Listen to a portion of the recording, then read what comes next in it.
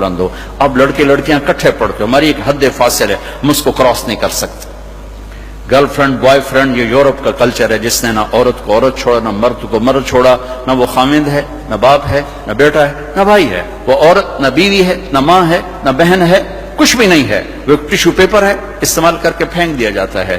دونوں کے رشتے بے غیرتی نے مٹا دیے، دیمک کی طرح چاٹ لیا ہے یورپ کے معاشرے کو. اسپین میں تھا تو ان کا جو انسپیکٹر جنرل پولیس اور پولیس کے بڑے افسر مجھ سے آئے ملنے کے لیے. تو میں نے تھوڑی ان سے بات کی، پھر میں نے کہا میں دو باتیں آپ کو کہہ کے جا رہا ہوں جو آپ کے فائدے کی ہیں. ایک، میں دیکھ رہا ہوں آپ کا فیملی سسٹم ٹوٹ چکا ہے، اس سے آپ کی نسل تباہ ہو جائے گی.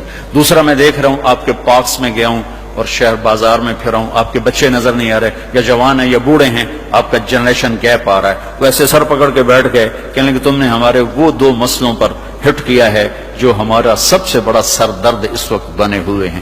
ہماری نسل ختم ہو رہی، ہمارا فیملی سسٹم ختم ہو چکا ہے. ہماری ایک حد ہے، ہماری نظر بھی نیچے ہوتی ہے اور ہم حیا کی چادر سے باہر نہیں نکلتے. بے حیائی جس معاشرے میں پھیلتی ہے اس معاشرے کو اللہ پنپنے نہیں دیتا، وہ معاشرہ ذلت اور پستی کا شکار ہو جاتا ہے.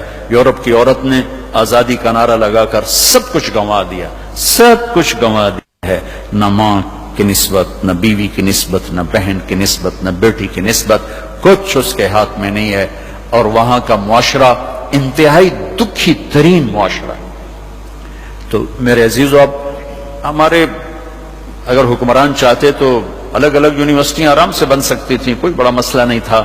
لیکن شاید کسی کو بھی یہ شعور نہیں ہے کہ میرے اللہ نے کتنی احتیاط کے ساتھ عورت کو عزت دی ہے اور اس کی عزت کی حفاظت کے لیے کیا کیا قانون بنائے ہیں، کیا کیا اس کے لیے خوبصورت طرز زندگی عطا فرمایا ہے. لیکن ہم یورپ کے پیچھے پاگلوں کی طرح بھاگ رہے ہیں اور اس کو ہم اپنی زندگی سمجھ رہے ہیں. ایک اس موبائل نے فحاشی کو بہت زیادہ دیا ہے، بہت زیادہ پروموٹ کیا. اس سے آپ اپنی فائدے کی چیز اٹھاؤ لیکن اپنے اخلاق کو برباد نہ کرو، اپنی آنکھوں کو برباد نہ کرو. کہ سب سے زیادہ دل کی سختی ان آنکھوں سے آتی ہے، ان آنکھوں سے آتی ہے. جب آنکھ غلط دیکھتی ہے تو دل کی زمین بنجر ہو جاتی، ویران ہو جاتی. اپنی آنکھوں کے پردے گرانا سیکھو، حیا سیکھو، پاک دامنی سیکھو، حد فاصل رکھو. اللہ تعالیٰ نے ہم خود تراشتے ہیں منازل کے سنگ میل. ہم وہ نہیں ہیں جن کو زمانہ بنا گیا. ہماری تہذیب ہے، ہماری ثقافت ہے، ہمارا بیٹی کا مقام ہے، بیوی کا مقام ہے، بہن کا مقام ہے، ماں کا ایک مقام ہے. ہمارے ہاں رشتوں کی قدر ہے.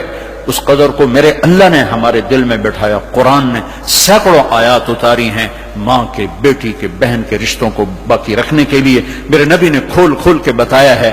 تو میرے عزیزو، وہ بیریئر کراس نہ کرو ورنہ حسرت کے سوا کچھ نہیں ملے گا، ہلاکت اور تباہی اور بربادی کے سوا کچھ نہیں ملے گا.